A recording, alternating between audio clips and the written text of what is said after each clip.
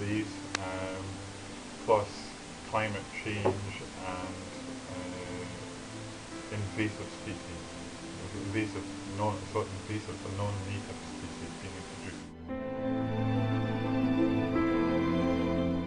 Although I think the underlying factor under all of those things you mentioned are humans, unfortunately, and it's certainly our interference in the first instance that's creating these difficulties for species in general.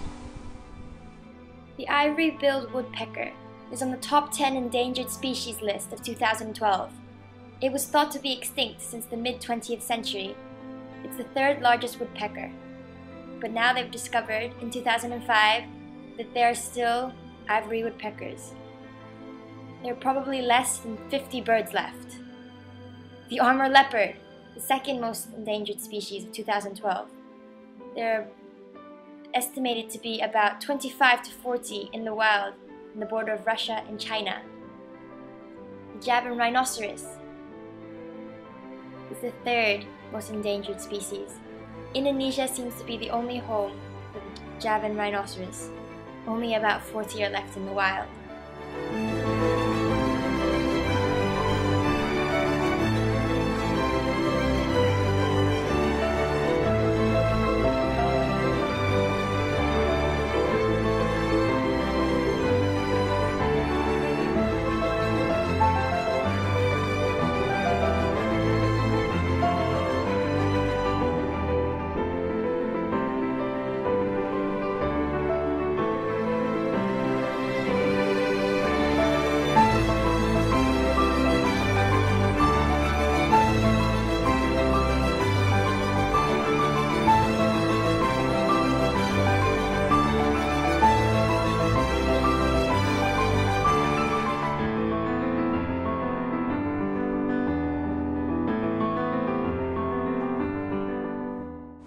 Releasing animals into the wild is not as easy as it sounds, although that is the ultimate aim of a zoo or a captive animal park. Lots and lots of licences needed for that, and it also goes up there through the government as well before things like that can actually happen. Back here in Scotland, we've been reintroducing the European beaver back into Scotland, and we have a licence from the Scottish Government to do this, so we'll be working with another organisation. The animals here, well, for most species of animals, particularly deer, it's better for their welfare to be able to breed, because it's something they would do normally in an annual cycle anyway. Zoos have been very successful in breeding and managing an increasing number of species. However, that doesn't mean that all the species that we have within our collections are of conservation importance, and also we do have problems with our breeding programmes. One of the things that zoos have said for a very long time is that we don't bring animals in from the wild. No, we don't do that. But actually, in terms of sustainability for our programmes, and it takes too long to explain what sustainability is, but sustainability will require more animals to come from the wild into the existing breeding programmes in order to make captive breeding programmes in zoos sustainable. We do most of that through our talks, so there's lots of people feeding talks that we do in the park, especially ones, for instance, we'll pick one like the wolves. We do our feed with the wolves at 3 o'clock, and that whole feed is all about letting our visitors see how the wolves behave together, how they feed, and it always ends on a conservational message. And the one being that we used to have wolves here in Scotland up to around about 270 years ago. There used to be wolves here. Spread the word about habitat destruction. That is a really huge one. Unfortunately, as lovely humans tend to destroy a lot of habitats, and because of that, a lot of species are just getting gone. But as they're seeing them, either formally through listening to the talk, or informally by reading a notice board or something like that, or listening to somebody else, they'll maybe learn a little bit about the animals that they see. And the way I always describe it, we're trying to do 3 different things with people when they come through our door. Number 1, so people are coming along, have a good day out, and if they leave, they've understood a bit about conservation, and they've understood about what we're trying to do in our work, and they've maybe learned something about some animals. Great. Moving on to stage 2, if they've come in, they've had a good day out, and they've left, and they've understood what we're doing, and they've understood a little bit more about conservation work and about the animals. But then they've decided they actually want to help us do our work, and when they become a member, or when they become a donor, so that we can actually do more with the money that we're getting from our visitors, then they're beginning to understand what we're about and want to support us. And the third one is, so they've come in, had a good day out, learned something, we've gone away, they've decided to become a member or give us some extra money, so that's got two. But the third thing is, if they go away and they've done all that and then they go home and actually start to make some kind of life changes which will help us in our work with conservation, then we've really done something. Because an animal in captivity, obviously we're trying to improve the lives of the species in the wild, but when an animal is in captivity, psychologically we have to be there for them.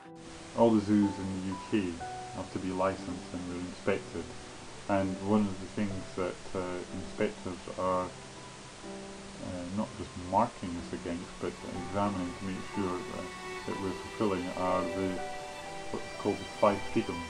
So it's the freedom to have access to food, the freedom to access to water, the freedom to shelter for the animals, freedom to express natural behaviours.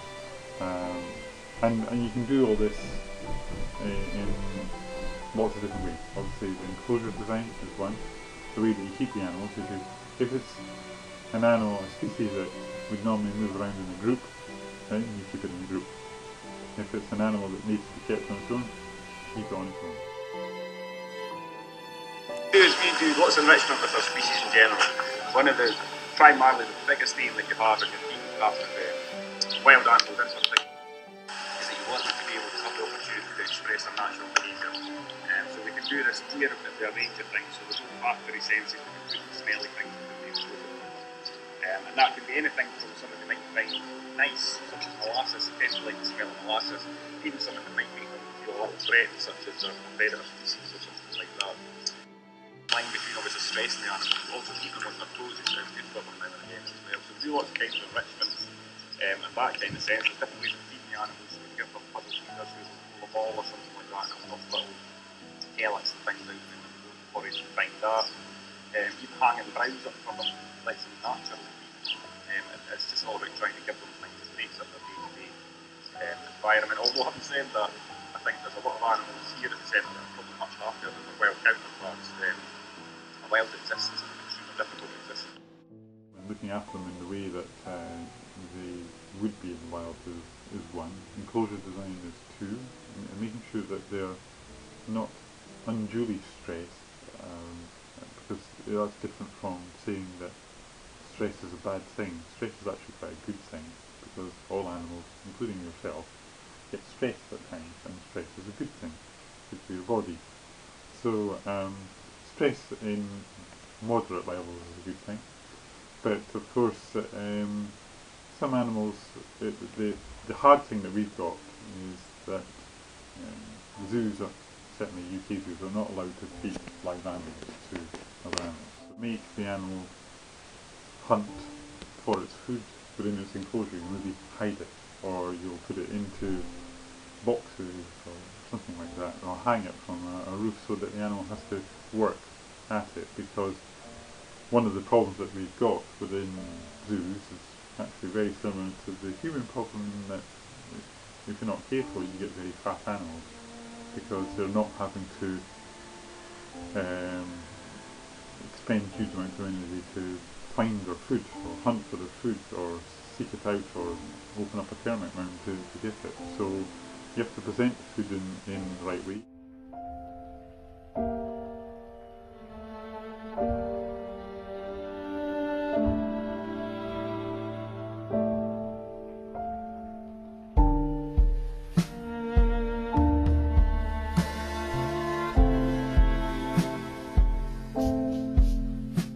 Conservation's a strange thing, because if people tend to think about conservation as being, oh, it's great and we're going to save this and we're going to save that and we'll look after this and protect that, And I think that's great, but the downside of conservation is that often and normally something has to give to be able to protect the species you're looking after or wanting to protect. So conservation, unfortunately, sometimes has a lot to do with someone else dying to protect something else, or someone being moved out of an area.